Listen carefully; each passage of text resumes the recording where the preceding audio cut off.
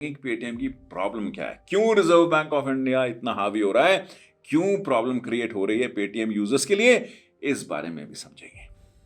मेरे को ऐसा लगता है दोस्त कि इसका आरंभ बहुत पहले हो चुका है। मैं इस वीडियो को इसलिए बना रहा हूं because I just want to let you know whenever you're investing in any company and you're seeing something wrong happening at some point in time, it is a time to give yourself a thought कि मैं सही जगह invested हूं या नहीं हूं।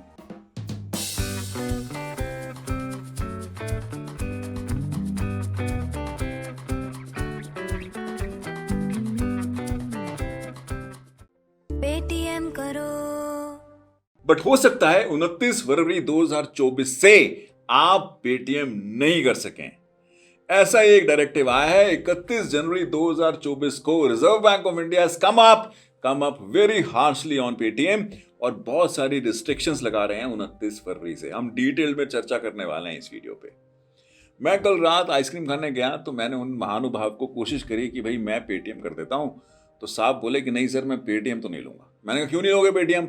यार मुझे नहीं पता सर मैं कि पेटीएम में क्या हो रहा है, बट मुझे इतना पता है पेटीएम बंद होने वाला है तो मैं पेटीएम नहीं लूंगा। That was what he said, and that effectively somewhere made me felt कि नहीं भाई there is a need to talk about Paytm now। थोड़ा सा पेटीएम के बारे में रिसर्च करते हैं, थोड़ा सा समझते हैं कि पेटीएम में हो क्या रहा है और आप सब तक लेके आते हैं कि पेटीएम में ये इशू है क्या, ये प्रॉब्लम एक्चुअली में है क्या। बट इससे पहले हम डीप डाइव करें प्रॉब्लम को, I think it is worthwhile to understand more about Paytm. तो हम क्या करेंगे इस वीडियो में, हम समझेंगे सबसे पहले कि पेटीएम इफेक्टिवली है क्या, and then we'll also understand कि पेटीएम का ना बिजनेस मॉडल क्या है, और तीसरा हम समझेंगे कि पेटीएम की प्रॉब्लम क्या है, क्यों रिजर्व बैंक ऑफ इंडिया इतना हावी हो रहा है, क्यों प्रॉब्लम क्रिएट हो रही है पेटीएम यूजर्स के लिए, इस बारे में भी समझेंगे। तो चलें शुरू करें। But before we really go in there let me just introduce myself. My name is Pankaj Dhingra और आज मैं फिर आया हूं अपनी संडे एक्सप्रेस के साथ। I welcome you guys all to my channel. हम संडे को सुबह 10 बजे बहुत सारे फाइनेंस के टॉपिक्स को कच्चा चबा जाते हैं, और वो भी एक लेमनिश की तरह। हम कोई टेक्निकल टर्म यूज ना करते हुए बेसिक से कॉन्सेप्ट को समझने की कोशिश करते हैं और आगे बढ़ चलते हैं। तो चलें शुरू करें आज की एक्सप्रेस। यस सर, मैं शुरुआत करता हूं पेटीएम की हिस्ट्री से। बट अगर पेटीएम की हिस्ट्री समझनी है ना, तो सबसे पहले हमें समझना पड़ेगा विजय शेखर शर्मा को, जो कि फाउंडर है पेटीएम के। इन्हीं की वजह से पेटीएम आज यहां तक पहुंचा है। विजय शेखर शर्मा अलीगढ़ से हैं और एक आईटी ग्रेजुएट हैं। इनका शुरू से ही जो रुझान था वो जॉब में नहीं था, तो he wanted to do something on his own, और वही चीज इनको हमेशा से प्रेरित करती थी कुछ बड़ा करने के लिए, कुछ डिफरेंट करने के लिए। मैं अगर थोड़ा सा आपको हिस्ट्री दूं, थोड़ा सा बैकग्राउंड दूं, तो इन्होंने स्टार्ट किया था एक इन्होंने वेबसाइट बनाई थी indiasite.net। अब ये साइट से इन्हें काफी अच्छा मोनेटाइजेशन मिला और एक काफी अच्छा पैसा बना पाए उस साइट को बेचने से या उस साइट को डाइल्यूट करने से। बिल्कुल ठीक है सर। फिर ये आगे बढ़े और इन्होंने ना जो .com की वेव आई थी ना, उसमें भी काफी अच्छा पैसा बनाया, काफी अच्छा गेन लिया, काफी अच्छी समझ ली, एंड 2000 में ये 197 कम्युनिकेशन को लेके आए, उसके फाउंडर बने। और 2000 से 2010 में ये इवॉल्व हो गया 197 कम्युनिकेशन इनटू पेटीएम। तो ये 2010 में पेटीएम को इन्होंने फाउंड किया। पेटीएम की अगर मैं फुल फॉर्म बताऊं ना, तो पेटीएम की फुल फॉर्म है पे थ्रू मोबाइल। जब ये फाउंड हुई ना, तो इसका पर्सपेक्टिव जो था, जो आइडिया था, जो थॉट था, वो था कि ये प्रीपेड बिजनेसेस को या डीटीएच बिजनेसेस को सपोर्ट करेगा और उनको आई वुड से ग्रो करने में या उनके बिजनेस के अंदर उन्हें हेल्प करेगा। बिल्कुल ठीक है, शुरुआत अच्छी हुई, अच्छा चला। 2013 तक आते आते they started adding various services onto it. They effectively moved on from the prepaid side to the postpaid side. तो debit card services, postpaid services, mobile payments and so on so fourth, ये इन्होंने include कर लिया, and things were really going good, the way they were like moving on. Game changer आया 2014 में दोस्त, जब इन्होंने पेमेंट वॉलेट को इंट्रोड्यूस किया। पेमेंट वॉलेट एक ऐसा कॉन्सेप्ट था जो that point in time was not that common in India. वो पता ही नहीं था, बिकॉज पेमेंट वॉलेट से आप कितनी जल्दी और कितनी ईज से पेमेंट ट्रांसफर कर सकते हो, ये आज हम सब जानते हैं. And that was the big game changer this company really brought in, because वो चीज़ बहुत जल्दी पॉपुलर हो गई और बहुत सारे यूजर बढ़ गए पेटीएम के लिए. बिकॉज अब आप पेटीएम वॉलेट के थ्रू पेमेंट ट्रांसफर कर सकते थे, बहुत सारी चीज़ों को पे भी कर सकते थे. And that was the point in time where and बहुत सारे सर्विसेज को भी अपने प्लेटफॉर्म में लेके आए, जहाँ से आप बिजली का, पानी का, आप रेलवे का, मेट्रो का, आप सारे बिल पे कर सकते थे. So it was effectively something that the world really needed, और आपको उस समय मिल गया. एंड फिर तो क्या बात थी. बहुत अच्छी बात है सर. तो हम 2014 तक we really I would say went bizarre in terms of our services, और उसका रिस्पॉन्स हमें 2015-16 में बहुत अच्छे से मिला, जब तक we were able to do a lot from the standpoint of addition of users. और ऐसा कहते हैं, if you really go through the records, you will get to know कि 2016 तक इनके पास approximately 100 million users हो गए थे, which is a huge number, my friend, huge number, because कहाँ से हम शुरू हुए और कितने सारे users हमने कर लिए. और ये सिर्फ users एज एन इंडिविजुअल्स नहीं थे, इन्होंने बहुत सारे यूजर को ट्रैप किया from the business stand point और मर्चेंट स्टैंड पॉइंट भी. बिकॉज अगर आपको किसी को पेमेंट करनी है तो सामने वाले को लेनी भी तो है, तो वहाँ पे भी तो पेटीएम होना चाहिए. तो इन्होंने मर्चेंट को भी बहुत अच्छे से ट्रैक किया या ट्रैप किया इन terms of bringing them on to life, and that is where it was a game changer for them as a business. बात समझ में आती है? बिल्कुल आती है. 2017 में इन्होंने अपना पेमेंट बैंक का लाइसेंस लिया. Payment bank which is more to do with, अच्छा मेरे पास पेमेंट का एक प्लेटफॉर्म है, अगर मेरा बैंक का भी एक लाइसेंस आ जाएगा तो it will be very smart, I would से backward integration in terms of what I really can do. Because अब मैं लोन भी दे सकता हूँ, क्रेडिट कार्ड भी इशू कर सकता हूँ, डेबिट कार्ड भी इशू कर सकता हूँ, पैसा भी ले सकता हूँ, इंटरमीडियरी बन सकता हूँ, and so on so fourth. Because अब मेरे पास बहुत सारी पावर आ गई है. That was a big game changer, my friend, in the life of Paytm, and rest is history. Things were really going good, and they had strong investors also. I think Alibaba also invested in it, SoftBank also invested in it. काफी अच्छा चल रहा था, and things were really going, I would say, awesome. बहुत अच्छी बात है sir. अब जब इतने अच्छे इन्वेस्टर्स हैं, इतना अच्छा बिजनेस चल रहा है, सब कुछ हंकी डोरी, सब कुछ बढ़िया चल रहा है, तो what is that anybody would feel कि चलो भाई अब इसको ना हम लिस्टिंग के लिए लेके चलते हैं, अब इसको हम पब्लिक करते हैं. Of course everybody wants to monetise, right? They also wanted to monetise, and finally they went for listing on 8th of November 2021. They went for listing, public issue लेके आए लोग, आईपीओ लेके आए लोग, and that was amazing in terms of the value that it brought on the table. I remember that point in time Paytm की value जो असेस हुई थी, it was around $20 billion. It was huge, approximately the public issue जो लेके आए थे ना, वो 18,300 करोड़ रुपए का इशू था, and it was huge, I would say, in terms of size.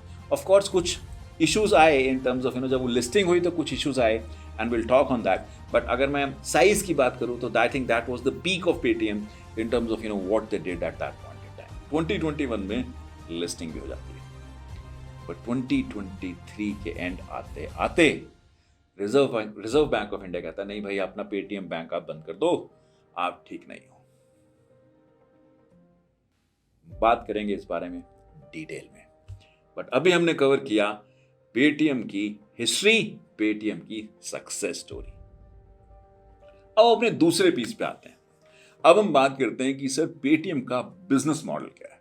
अच्छा, अगर आप ना पेटीएम की वेबसाइट पे जाओगे और इसकी एनुअल रिपोर्ट डाउनलोड करोगे तो you start reviewing their P&L. Of course I did that. तो आपको ना 2 बिग स्ट्रीम्स ऑफ रेवेन्यू मिलेंगे इसके अंदर. आपको एक रेवेन्यू मिलेगा जो कि डील करता है more to do with the payment and financial services, and they have called it to be payment and financial services. And दूसरी स्ट्रीम ऑफ रेवेन्यू है इनकी, वो है कॉमर्स एंड क्लाउड सर्विसेज. हम दोनों पे आते हैं, हम दोनों के बारे में डिटेल में बात करेंगे. जो सबसे पहला है ना, जो पेमेंट एंड फाइनेंशियल सर्विसेज, अगर मैं इसकी बात करूं तो होता क्या है कि हम एज ए लेमैन, हम जब भी किसी को पैसा ट्रांसफर करते हैं, लेट्स से मैंने आपको पैसा ट्रांसफर किया वॉलेट टू वॉलेट, या मैंने आपको कुछ पेमेंट करी, या लेट्स से मैंने इससे कुछ खरीदा, हर ट्रांजैक्शन पे ना पेटीएम किसी न किसी तरीके से चार्ज बनाने की कोशिश करता है, चाहे वो कन्वीनियंस चार्ज कह लो या कन्वीनियंस फी कह लो. जैसे मैंने पेटीएम से अगर मैंने पिक्चर की टिकट बुक करी तो एक कन्वीनियंस फी लगेगी, अगर मैंने कुछ बिल पे किया, बिजली का किया, पानी का किया, तो हो सकता है कुछ कन्वीनियंस फी लगे, अगर मैंने अपने वॉलेट में पैसे अपलोड किए तो डिपेंडिंग अपॉन मैं किस सोर्स से लोड कर रहा हूँ, लेट्स मैं क्रेडिट कार्ड से कर रहा हूँ and so on so fourth, तो कोई चार्ज लग जाता है। अगर मैं कहीं पे पेमेंट ट्रांसफर कर रहा हूँ तो डिपेंडिंग अपॉन मैं कितना कर रहा हूँ मेरे को कुछ ना कुछ फी लगा देते हैं and so on so forth. So ये वो एक अमाउंट था जो एक पेमेंट प्लेटफॉर्म होने से आप अर्न कर सकते हो, बिकॉज जैसे जैसे ट्रांजेक्शंस होंगी आप कहीं ना कहीं अपनी फी या चार्ज बीच में ला सकते हो और उससे अर्न कर सकते हो। बिल्कुल ठीक है सर। अब क्योंकि इनके पास पेमेंट बैंक का भी लाइसेंस था तो पेमेंट बैंक क्या करेगा सर, वो लोन देगा सर। इतने सारे यूजर हैं तो कोई 10,000 का लोन ले रहा है, कोई 15 का ले रहा है, कोई 20 का ले रहा है, कोई 25 का ले रहा है, तो वो भी एक है, तो लोन देते थे तो उस लोन पे भी इंटरेस्ट लेते थे। और क्योंकि ये पेमेंट बैंक हैं तो बैंकिंग रिलेटेड बहुत सारी सर्विसेज ये दे सकते थे और देते भी थे, तो ये दे रहे थे तो उन सब चीजों पे लोग of course they used to earn money on to it. अब फाइनेंशियल सर्विसेज क्यों सर? बिकॉज ये बहुत सारी चीजें ना फाइनेंशियल सर्विसेज की इंडस्ट्री से रिलेटेड भी करते थे। आप पेटीएम ऐप ओपन करो, you will be able to see कि आप इंश्योरेंस खरीद सकते हो, आप म्यूचुअल फंड भी खरीद सकते हो, आप शेयर्स की ट्रेडिंग भी कर सकते हो, आप वेल्थ मैनेजमेंट देख सकते हो ओवरऑल एंड व्हाट नॉट। अब ये क्या है, ये सारी जो सर्विसेज हैं हो सकता है पेटीएम खुद करता हो अपने पेटीएम बैंक के थ्रू, हो सकता है इन्होंने इंटरमीडिएरी रखे हो दूसरे और बैंक, लेट्स से इंडसइंड आ रहा है, कोटक आ रहा है, आईसीआईसीआई आ रहा है कि नहीं मेरे प्रोडक्ट बेचो and these guys used to reach them and of course इनके पास they have a huge base of people, right? Because connect बहुत है ना, they have a huge people base। आप सारे इनके साथ हो तो क्योंकि आप सारे इनके साथ हो तो ये क्या करेंगे, आपको वो चीजें प्रपोज करेंगे कि आप उन्हें खरीदो। आप इफेक्टिवली एक मार्केट प्लेस में इन्वॉल्व हो, वो मार्केट प्लेस में डिफरेंट प्रोडक्ट ऐड हो रहे हैं, आप वो खरीद सकते हो। हर जो प्रोडक्ट आप पेटीएम के थ्रू खरीदोगे, चाहे वो इंश्योरेंस हो, चाहे वो म्यूचुअल फंड हो, चाहे वो शेयर्स हो, उसमें पेटीएम को कुछ पैसा तो मिलेगा ही। ये है वो पेमेंट एंड फाइनेंशियल सर्विसेज का बकेट जहां Paytm used to earn the maximum revenue if you really scan through the total revenue that they have.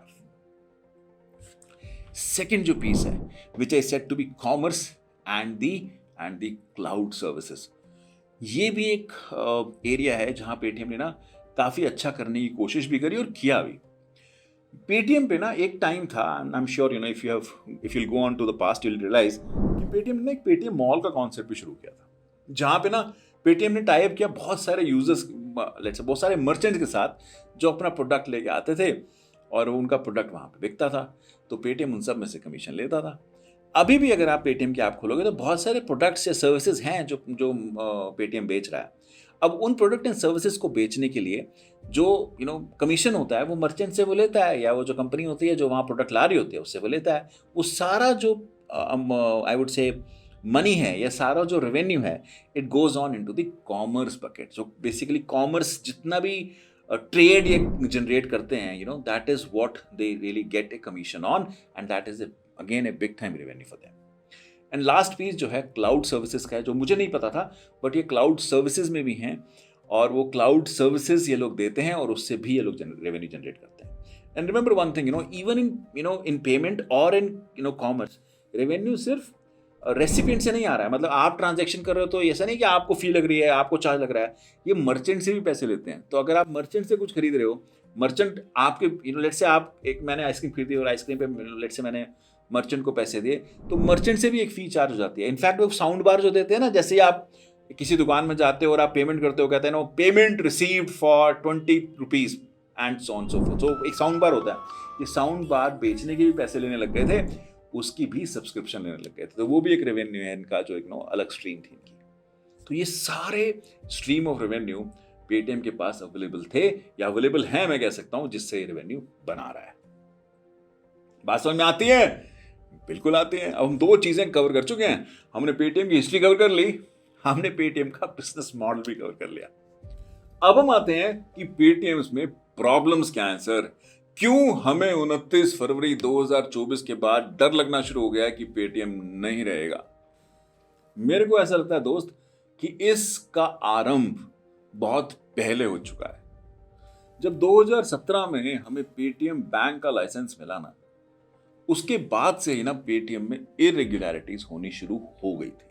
मैं अगर थोड़ा सा पर्सपेक्टिव दूं तो there was huge number of users, more than 100 million users at the time, when we got the license of Paytm Bank, and at that point in time, approximately $1 billion transactions were happening. It was huge, right?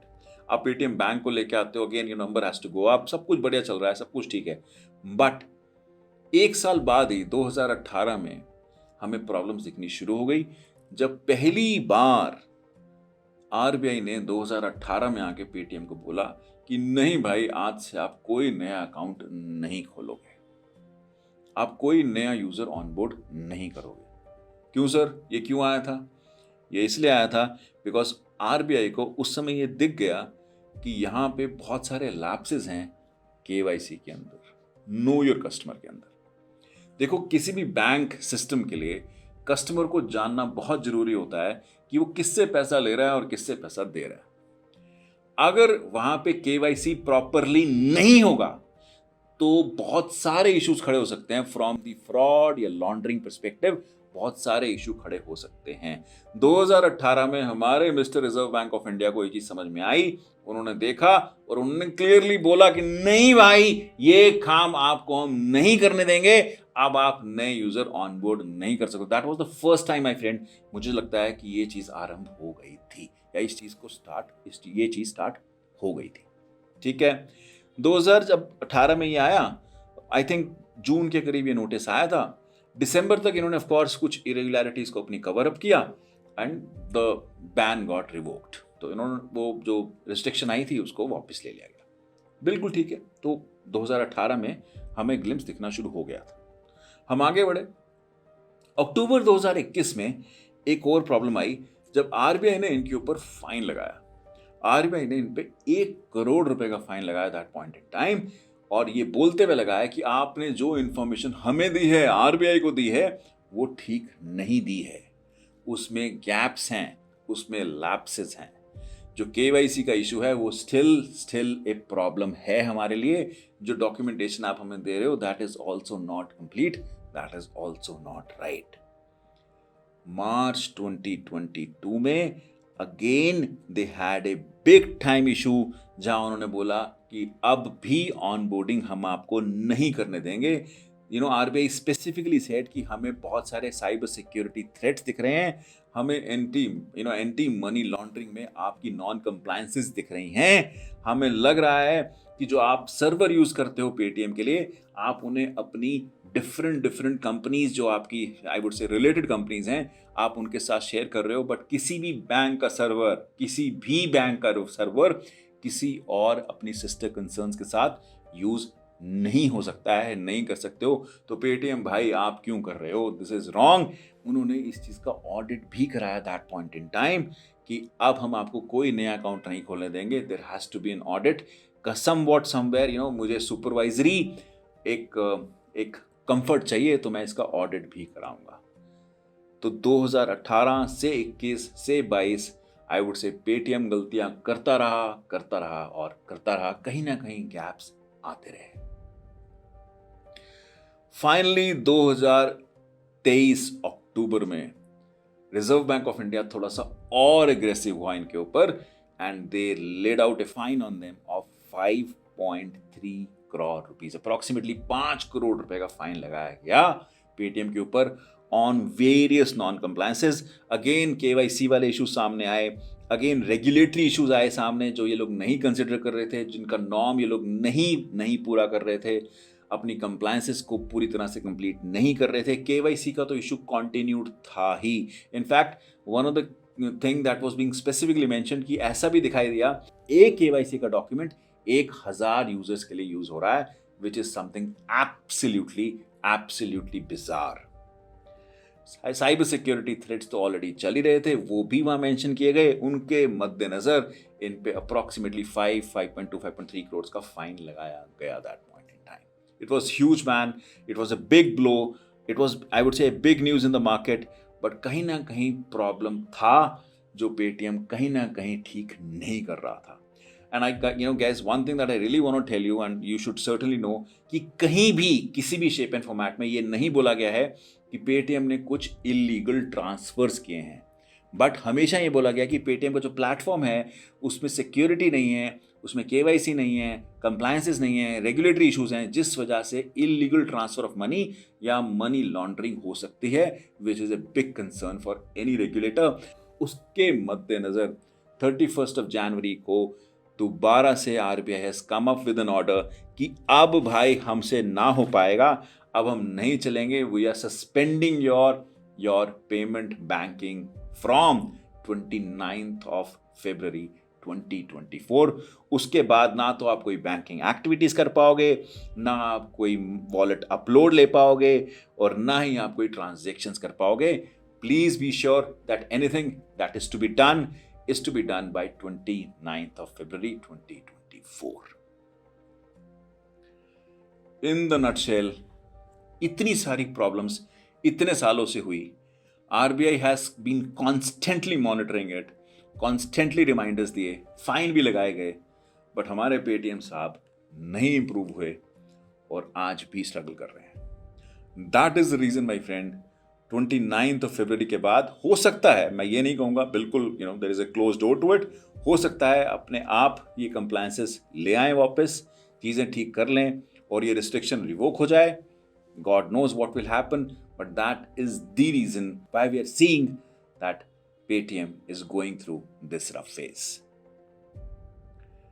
This, I think personally, is a sheer issue in the corporate governance. Ideally, their corporate governance folks, the directors or the management should have really taken care of it. God knows why, the lapse is continued and they are still continuing and impacting shareholders like us. Because if you see the price of the share today, it is approximately less than 400 rupees, which is something completely unacceptable. मैं इस video को इसलिए बना रहा हूँ because I just want to let you know somewhere, you to have a feeler that whenever you're investing in any company and you're seeing something wrong happening at some point in time, it is a time to give yourself a thought कि मैं सही जगह invested हूँ या नहीं हूँ, सही company के साथ हूँ या नहीं हूँ। वो सेल्फ असेसमेंट, वो इवैल्यूएशन बहुत ज़रूरी है हम इंडिविजुअल इन्वेस्टर्स के लिए। बहुत हार्ड अर्न्ड मनी है हमारा, हम ऐसे तो किसी को भी देने वाले हैं नहीं।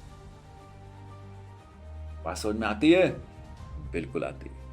अगर आपको कोई और चीज़ लगे जो पेटीएम से रिलेटेड आप डिस्कस करना चाहते हो या शेयर करना चाहते हो तो do comment, I will be more than happy to pick it up, because मैंने भी डेटा बहुत सारे सोर्सेज से लिया है, बहुत सारा पढ़ा है।